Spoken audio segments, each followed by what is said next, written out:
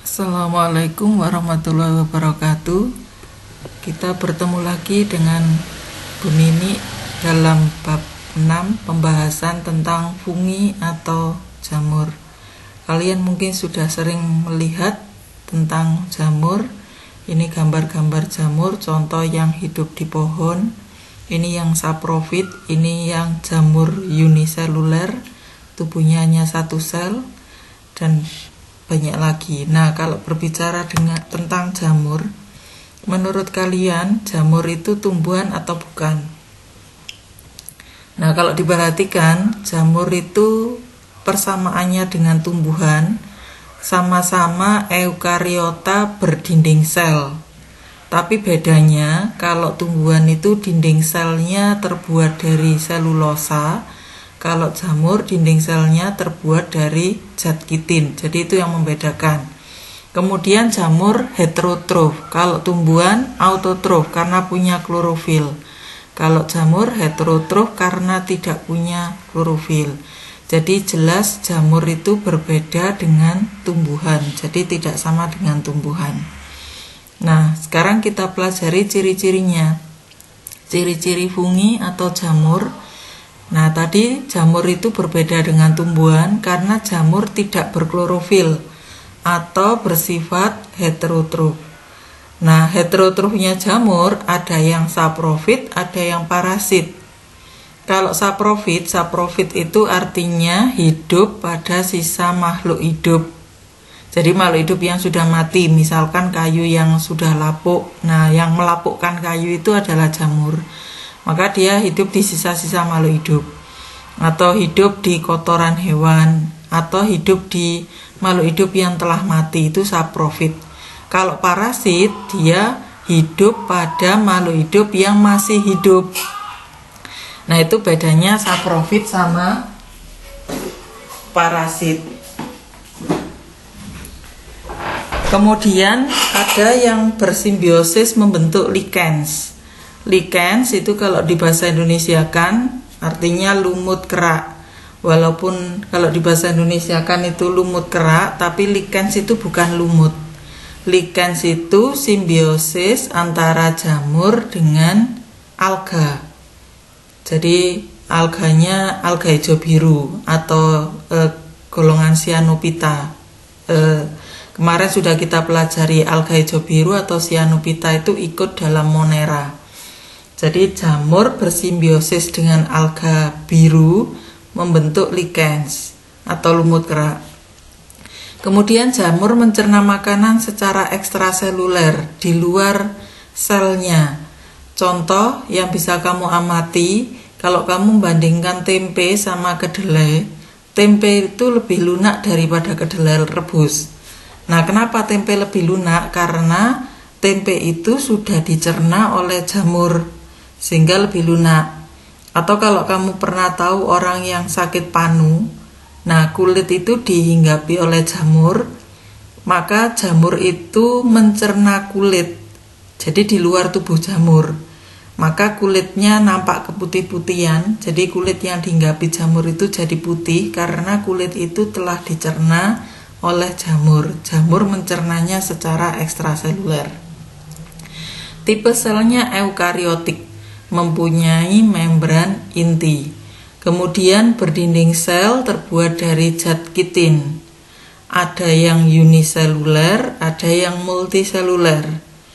Tumbuhnya di tempat yang lembab dan banyak mengandung zat organik karena dia tadi saprofit atau parasit. Jadi di tempat lembab yang banyak zat organik. Kemudian ini contoh dari bentuk-bentuk jamur. Yang uniseluler contohnya Saccharomyces. Nah, ini yang kamu kenal kalau sehari-hari itu jamur tape, raginya tape itu jadi hanya kecil-kecil. Kalau di mikroskop bentuknya seperti itu, bulat-bulat.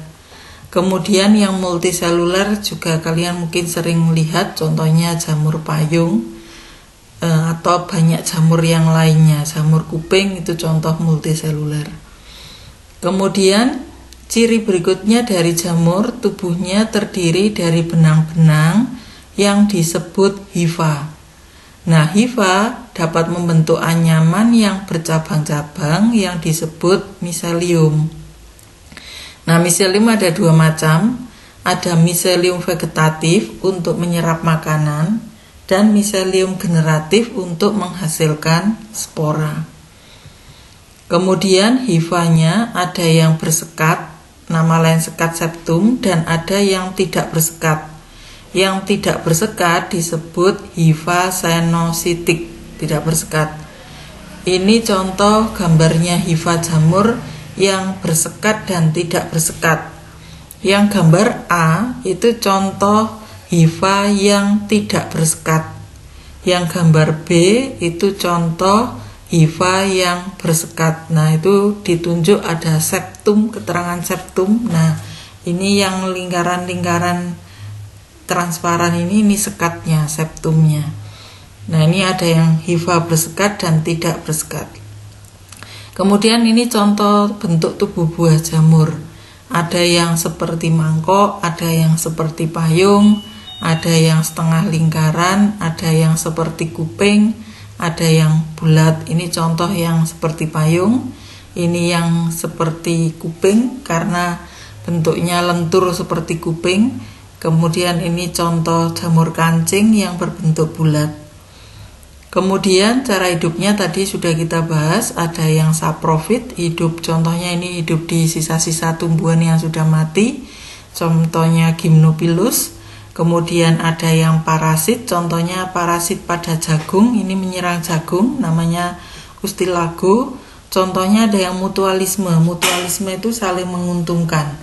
Contohnya Mycorrhiza, Mycorrhiza itu jamur yang hidup di akar tanaman. Jadi dia bagi akar tanaman menguntungkan karena jamur itu bisa menyimpan air. Nah, jamur itu juga untung hidup di akar tanaman karena jamur mendapat tempat hidup. Kemudian cara reproduksi jamur bisa secara vegetatif dengan kuncup atau tunas. Contohnya Saccharomyces tadi, jamur untuk membuat tape. Fragmentasi itu artinya memotong bagian miselium, memotong bagian tubuh, lalu potongannya tumbuh jadi individu baru. Ada yang dengan spora vegetatif. Spora vegetatif ada dua macam, ada sporangiospora dan conidiospora. Kemudian secara generatif dengan singgami, pertemuan gamet, membentuk spora seksual. Spora seksualnya contohnya Zygospora, Ascospora, Basidiospora. Nah, spora seksual ini yang membedakan jamur itu dikelompokkan jadi 4 macam nanti ya, berdasarkan jenis spora seksualnya. Contoh ini berbagai macam bentuk spora jamur. Ya, kalau Zygospora ini bulat gitu aja. Contoh Zygospora. Jadi yang tengahnya saja ini Zygosporanya. Ini adalah hifa, tonjolan hifanya. Kemudian Basidiospora ini basidium yang bentuknya seperti kaki ini. Nah, di ujung kakinya seperti jari-jari kaki itu terdapat Basidiospora yang menghasilkan spora. Jadi sporanya disebut Basidiospora. Kemudian kalau Ascospora bentuknya seperti kantong panjang begini aja. Dalam satu kantong askus itu biasanya berisi 8 spora. Kemudian jamur yang kita pelajari dibagi menjadi 4 divisi. Yang pertama Zygomycotina, yang kedua Ascomycotina, yang ketiga Basidiomycotina, dan yang keempat Deuteromycotina. Nah, sekarang kita bahas satu persatu. Yang pertama kita bahas Zygomycotina dulu. Ciri-cirinya sporanya berdinding tebal. Tadi sporanya Zygospora itu. Hifanya tidak bersekat. Jadi semua jamur itu hifanya bersekat kecuali Zygomycotina tidak bersekat. Mempunyai beberapa inti sehingga disebut koenositik. Kemudian reproduksi seksual dan aseksual, terdapat rhizoid, jadi seperti akar. Contohnya Rhizopus stolonifer, hidup di roti yang telah basi. Rhizopus oryzae, jamur untuk membuat tempe. Ini contoh jamur Zygomycotina. Ini contoh Rhizopus stolonifer yang hidup pada roti yang basi, jadi roti yang sudah jamuran itu. Kemudian ini jamur yang membusukkan tomat, Rhizopus nigricans. Ini contoh Rhizopus juga, jadi ini adalah tadi rhizoidnya, kemudian ini sporangiospor, jadi tangkai sporangium. Ini yang bulat itu sporangiumnya. Nah, yang bulat sporangiumnya itu yang menghasilkan spora. Ini adalah spora generatif karena menghasilkan spora. Nah, ini yang paling kanan ini contoh spora vegetatif yang tidak menghasilkan spora. Kemudian cara reproduksinya secara vegetatif dengan spora, yaitu sporangiospora tadi, dan fragmentasi secara generatif dengan konjugasi. Konjugasinya bertemunya hifa positif dengan hifa negatif akan menghasilkan sigospora yang nantinya akan tumbuh menjadi individu baru. Nah, ini diberi tanda positif dan negatif karena hifanya sama tapi berbeda, maka hanya diberi tanda positif dan negatif. Contoh struktur tubuh jamur itu seperti ini. Jadi ini contoh jamur roti tadi. Jadi ada rhizoidnya, ada stolonnya, kemudian ada sporangiospora, tangkai spora, ada sporangium, kemudian ada sporanya. Sporanya kecil, yang belah besar itu sporangiumnya, kotak sporanya. Nah, ini cara reproduksi secara vegetatif dan generatifnya. Kita mulai dari yang generatif dulu. Jadi ini hifanya ada hifa positif dan hifa negatif. Hifa positif dan negatif itu kalau ketemu mau kawin, hifa tersebut membentuk tonjolan seperti ini. Ini tonjolan hifa. Kalau dibesarkan seperti ini, tonjolan hifa positif dan negatif. Kemudian ujung dari tonjolan itu akan membentuk gamet. Gametnya bertemu melebur jadi satu, maka jadilah sigospora. Kemudian sigospora akan berkecambah, tumbuh menjadi hifa baru. Nah, hifa ini adalah hifa hasil perkawinan secara generatif, perkembangbiakan secara generatif. Nah, hifa yang hasil perkembangbiakan secara generatif ini kalau sudah dewasa dia menghasilkan sporangium. Dari sporangium ini keluarlah spora. Spora ini tumbuh menjadi hifa. Nah, hifa yang di sini itu hasil perkembangbiakan secara vegetatif karena asalnya dari spora ini. Jadi ini spora yang haploid. Kalau ini spora diploid. Sporangiumnya saja haploid. Nah, kemudian kembali lagi hifa ini akan ketemu melakukan perkawinan, balik lagi seperti awal tadi. Itu reproduksi secara jadi siklus hidupnya baik secara vegetatif maupun generatif. Ini gambar yang sama, penjelasannya sama, gambar yang berbeda tapi sama. Ini hifa positif, hifa negatif ketemu membentuk gametangia. Gametangianya melebur jadi sigospora yang diploid. Sigospora tumbuh menjadi hifa baru. Hifa ini menghasilkan spora, sporanya menyebar, tumbuh lagi menjadi yang atas ini lagi. Ini sama dengan yang tadi. Kemudian peranan Zygomycotina. Rhizopus oryzae untuk tempe, Rhizopus stolonifer roti yang jamuran itu. Kemudian Rhizopus nigricans membusukkan tomat. Mucormusode atau Pilobolus itu menguraikan kotoran hewan. Aspergillus flavus itu menghasilkan alfa-toksin. Alfa-toksin itu racun yang bersifat karsiogenik. Ini contoh gambarnya Aspergillus flavus. Biasanya hidup di kacang-kacangan yang sudah berjamuran itu. Lanjut ke divisi yang kedua, Ascomycotina. tubuhnya ada yang uniseluler dan ada yang multiseluler. Hifanya bersekat dan berinti satu. Terdapat alat pembentuk spora yang disebut askus. Ada yang bertubuh buah itu besar, ada yang tidak. Hidupnya ada yang parasit, ada yang saprofit, ada yang bersimbiosis dengan ganggang atau alga membentuk lichens atau lumut kerak.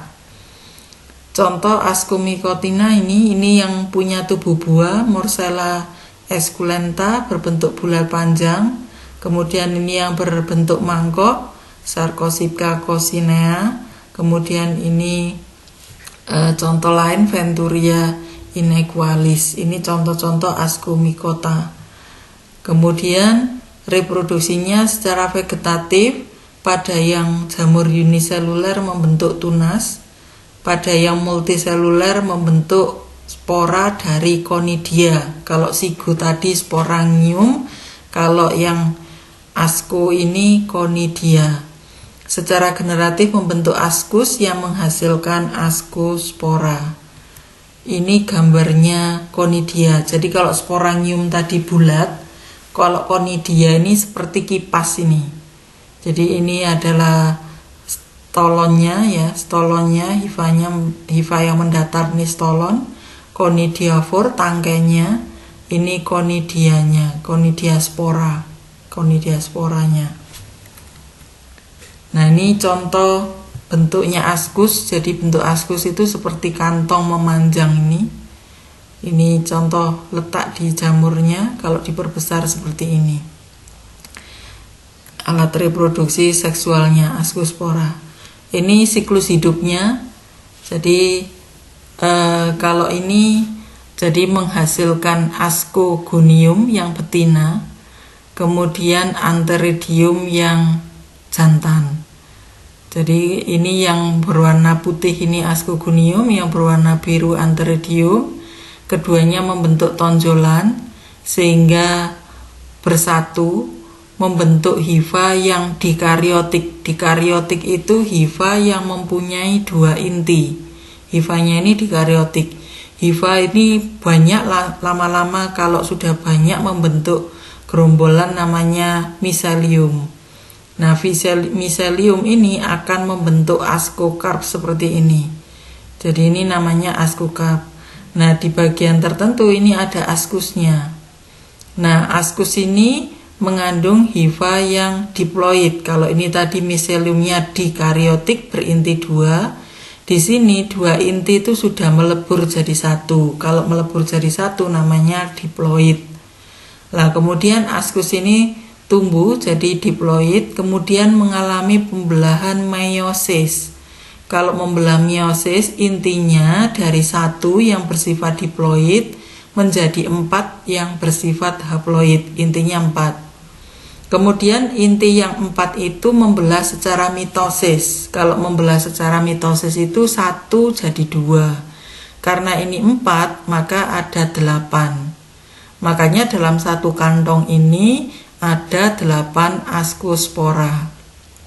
Nah, ascospora tadi yang ini yang warna putih akan tumbuh menjadi hifa betina, yang berwarna biru akan tumbuh jadi hifa jantan. Kalau mereka ketemu kembali lagi melakukan perkembangbiakan secara seksual. Jadi hifa yang di sini hasil reproduksi vegetatif, hifa yang di sini hasil reproduksi secara generatif. Ini contoh-contoh gambar dari Ascomycotina atau Ascomycetes. Kemudian ini juga contohnya, ini gambarnya jamur Penicillium. Ketika dikembangbiakkan dalam cawan Petri, gambarnya masih seperti ini. Kalau diperbesar seperti ini, kalau diperbesar lagi, ini terlihat conidianya seperti yang atas ini. Jadi reproduksinya pakai conidia. Kalau sigo tadi pakai sporangiospora. Nah, ini gambarnya conidia. Jadi mirip, kalau sporangiospora itu bulat, kalau ini seperti kipas begini. Ya, sepintas bulat tapi seperti ini harusnya. Ini conidia. Contoh Aspergillus niger, Aspergillus fumigatus. Jadi ini contoh semua gambarnya Conidia.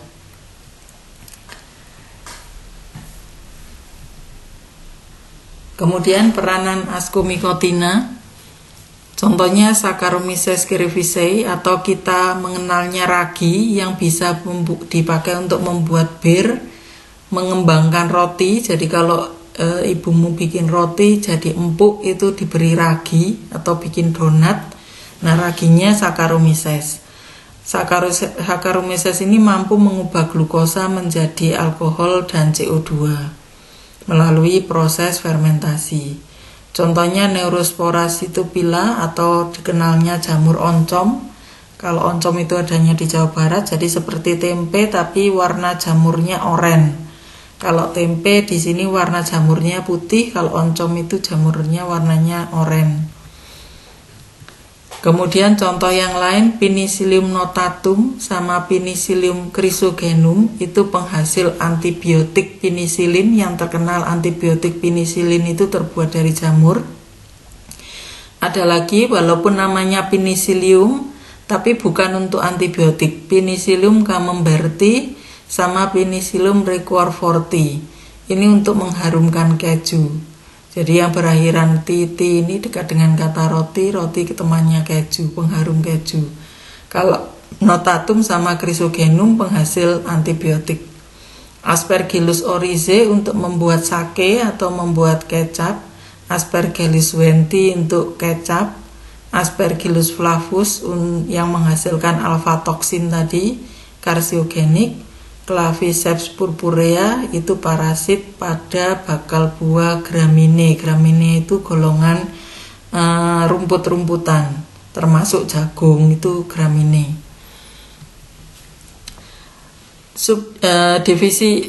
Divisi yang ketiga, Basidiomycotina. Nah, ciri khasnya alat reproduksi generatifnya berupa basidium sebagai badan penghasil spora.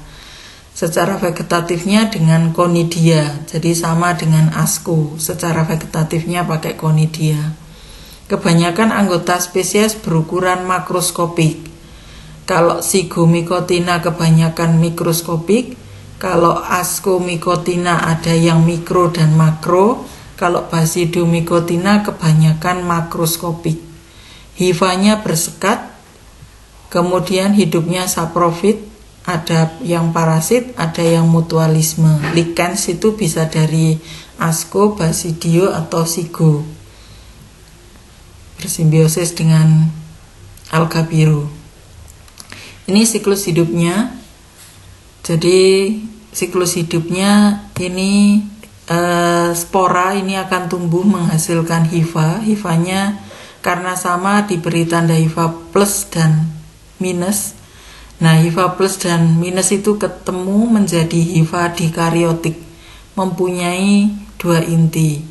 Kemudian dia membentuk miselium, jadilah basidiokarp muda. Lalu basidiokarp muda jadi basidiokarp yang sudah dewasa, bentuk tubuh buahnya seperti ini, jadi seperti payung. Nah, di payungnya ini kalau diperbesar, ada bilah-bilah dengan basidia yang seperti ini. Nah, kemudian kalau ini tadi tersusun dari miselium yang dikariotik, ternyata di bilah-bilah ini inti yang 2 itu melebur jadi 1, fusi anak inti, sehingga ini menjadi hifa yang diploid. Hifa yang diploid mengalami pembelahan meiosis. Meiosis itu dari 1 menjadi 4, sehingga menghasilkan 4 spora. Ini yang bentuk basidiumnya jadi seperti kaki, ujung-ujungnya yang seperti jari-jari itu namanya sterigma. Nah, di basidium atau di sterigma itu kalau ini pecah menghasilkan spora. Ini namanya basidiospora. Basidiospora ini akan tumbuh menjadi hifa. Balik lagi seperti tadi, itu siklus hidupnya. Nanti tugas kalian membuat skema siklus hidup masing-masing divisi. Ini contoh spesiesnya atau peranan dari Basidiomycotina. kebanyakan bisa dimakan. Contohnya Volvarella volvaceae atau dikenalnya jamur merang, dapat dimakan dan sudah dibudidayakan. Auricularia polytricha, jamur kuping, ini juga bisa dimakan. Exobasidium vexans, ini parasit pada pohon teh, penyebab penyakit cacar pada daun teh atau disebut blister black. Kemudian Amanita muscaria atau Amanita phalloides, ini yang jamur beracun, bentuk jamurnya cantik tapi beracun, bisa menyebabkan kematian. Ustilegomaides, jamur api yang parasit pada jagung, ini contoh Ustilegomaides yang parasit pada jagung. Bucina graminis, parasit pada gandum. Kemudian ini contoh gambarnya jamur, ini yang jamur merang tadi, bisa dimakan. Nah, ini shiitake, bisa untuk obat-obatan, atau Lentinula adodes, kita mengenalnya jamur shiitake. Nah, Amanita itu seperti ini, jamurnya cantik berwarna merah tapi ini beracun, bisa mematikan. Ini contoh-contoh jamur Basidium micota yang lain. Ini juga contoh jamur tiram, termasuk Basidium micotina. Yang terakhir Deuteromicotina. Cirinya hifa bersekat, jadi semuanya bersekat kecuali asco tadi, kecuali Sigmomicotina itu yang tidak bersekat. Hidupnya saprofit atau parasit. Nama lainnya fungi imperfecti. Imperfecti itu artinya jamur tidak sempurna. Kenapa dikatakan tidak sempurna? Karena jamur ini belum diketahui cara perkembangbiakan secara generatif. Contohnya jamur oncom, sebelum diketahui perkembangbiakan secara generatif, namanya Monila cytopila. Jadi contohnya Monila cytopila. Tapi setelah diketahui pembiakan generatifnya, ini berubah, ternyata alat perkembangbiakan secara generatifnya ascus, sehingga namanya diganti menjadi Neurospora cytopila. Jadi saat dia menghasilkan ascus, ikut ke ascospora, tapi ketika tidak menghasilkan ascus, ikut ke jamur Deuteromicotina, Monila cytopila. Jadi tidak diketahui perkembangbiakan secara generatif. Peranannya, biasanya Deuteromicotina banyak menyebabkan penyakit kulit atau disebut dermatomycosis. Contohnya Epidermophyton flucosum, penyebab penyakit kaki atlet atau jamuran pada kaki, karena kaki atlet mungkin lembab, sering berkeringat sehingga sering jamuran. Termasuk panu, kadas, kurap, itu semua golongan Deuteromicotina. Ini contoh gambarnya Deuteromicotina, dia juga berkembang biak pakai konidia secara aseksualnya. Nah, secara seksualnya belum diketahui. Ini contoh yang parasit pada daun, jamur yang parasit pada daun, ini juga termasuk Deuteromicotina. Candida itu juga termasuk Deuteromicotina. Candida itu jamur yang menyebabkan sariawan. Yang menyebab sariawan di mulut, ini gambarnya mulut, termasuk penyebab keputihan pada wanita. Penyakit keputihan pada wanita itu disebabkan oleh jamur Candida. Ini satu sel, jamurnya satu sel. Nah, ini kelihatan berkembang biaknya dengan tunas. Jadi cara berkembang biaknya dengan tunas. Ini contoh Candida. Kemudian Mycorrhiza tadi. Mycorrhiza itu simbiosis mutualisme antara jamur dengan tumbuhan tingkat tinggi. Jamurnya bisa dari Sigmomicotina, bisa dari asco, bisa dari Basidium micotina. Ini contoh gambarnya, yang berwarna putih adalah jamurnya yang hidup di akar-akar kacang. Maka namanya Mycorrhiza. Myco itu jamur, rhiza itu akar. Kemudian lichens. Lichens itu simbiosis mutualisme antara ganggang dengan jamur. Ganggangnya berasal dari ganggang hijau biru atau kita kenalnya ganggang biru, golongannya Cyanophyta. Jamurnya berasal bisa dari asco, Basidium micotina. Lichens tergolong tumbuhan pionir atau disebut vegetasi perintis. Jadi dia mampu hidup di tempat yang ekstrim. Contohnya dia bisa hidup di atas batu, di tembok, di atas genteng, itu dia bisa tumbuh di sana. Contohnya Usnea daisy-poga atau Parmelia acetobularis. Nah, kalau kalian menemui lichens itu sebetulnya pertanda baik pada lingkungan, karena lichens itu hidup pada tempat yang kadar oksigennya tinggi. Jadi kalau lingkungan tercemar, biasanya lichens tidak bisa tumbuh. Ini mungkin kalian sering melihat lichens itu contoh nempel di pohon seperti ini. Jadi warna hijau muda nempel di pohon. Ini contoh-contoh lichens. Jadi seperti batang yang panuan gini ya. Ini contoh lichens. Jadi contoh-contoh lichens. Ini juga contoh lichens yang di batang. Ini contoh lichens yang hidup di bebatuan. Ini contoh lichens yang hidup di atas genteng. Nah, ini contoh lichens yang bentuknya besar ya, jadi bisa besar begini. Nah, ini contoh-contohnya. Nah, itu pembahasan tentang fungi atau jamur. Mudah-mudahan bermanfaat. Semoga sukses selalu. Wassalamualaikum warahmatullahi wabarakatuh.